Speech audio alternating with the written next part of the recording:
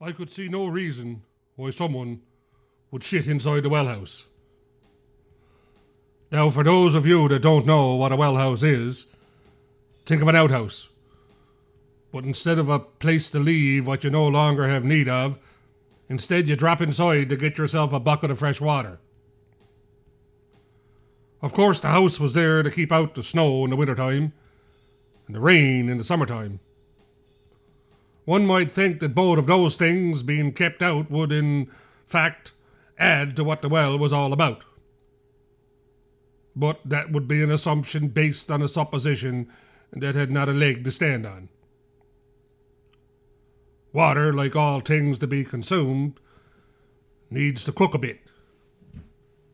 The best way to cook water was to let her perk down into the ground, smash into a few rocks, and then come to rest in the WellHouse, like this one. Now, I've lived in this cove for all my life. This is the first time I ever come across a pile of shit just to the aft of where you would want to draw your bucket of water. There were only 2 wells this side of the cove, and damn near 20 outhouses. It would take a fair bit of planning to mistake a WellHouse for an outhouse in any case. This was no mistake. Of that I was certain. Mick was right beside me, and truth be known, he was the first one to see it. Well, he said he could smell it first, but that was another matter, with the darkness of the WellHouse, his poor eyesight and all. He said he had barely chopped a hole in the thin sheet of ice that covered the well during the night when he caught the strange odour.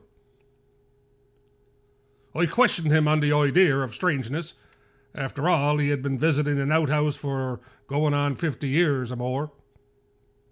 I mentioned that to him, and he was quick to add that no, he had privy to many outhouses in the cove and a few in other parts of the island, but this was different. And all he could say was that he was glad he hadn't reached in for a handful of water as soon as he broke the first piece of ice, as that would have probably killed him. The thing here, I said, was to find out who was doing it and put a stop to it. If someone was brazen enough to do it once, maybe the next time the small sheet of ice would not save the bucket that came for the first dip. Or worse still, it could be mixed in and not be found at all. No, this was a most serious crime, and a solution had to be found if any of us could trust our next drink of water. We looked for footprints outside the WellHouse, but the prior evening had started with a blistering rain that went on for hours over the snow that had already fallen, followed by a northerly wind that should have frozen the arse off anyone attempting to do what they did, there being no door in the WellHouse. Nope, there would be no footprints to tell where the culprit had come from or gone to. We needed a flashlight. And Mick, good-natured as he was, produced one in short order. An odd thing, I said. That little pile sits there right and proper, but do you see anything else that might be odd? Mick was quick to answer that the whole affair was odd. I said, no, take a closer look, to which he backed away and said he had been close enough already, thank you. I took his meaning to heart, and with the flashlight went inside the WellHouse. Mick called for me to be careful, to which I answered that it was just a wee pile and not a load of shit, and felt safe I would not be consumed. Sure enough, my suspicions were confirmed. There was something not right here. No piss. Now, you can have your number 1 without your number 2, but the other way around was a rare thing indeed. Mick nor myself could offer no reasonable explanation.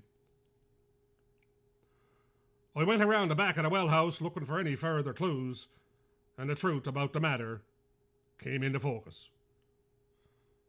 A small hill ran up behind the WellHouse, and there a small path, like a miniature slide, had slid, came down from the hill and into the small crack at the back of the well-house.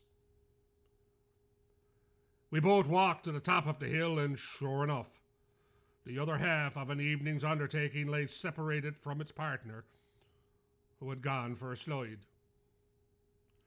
A few squirts of tobacco juice had been added to the concoction by the perpetrator, probably in contentment of his deed, not at all aware of the events to unfold.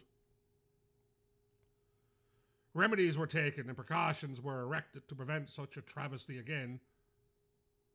So if you ever visit the old well house in the cove and see the sign, "Take it downhill, my son," you'll know what it means.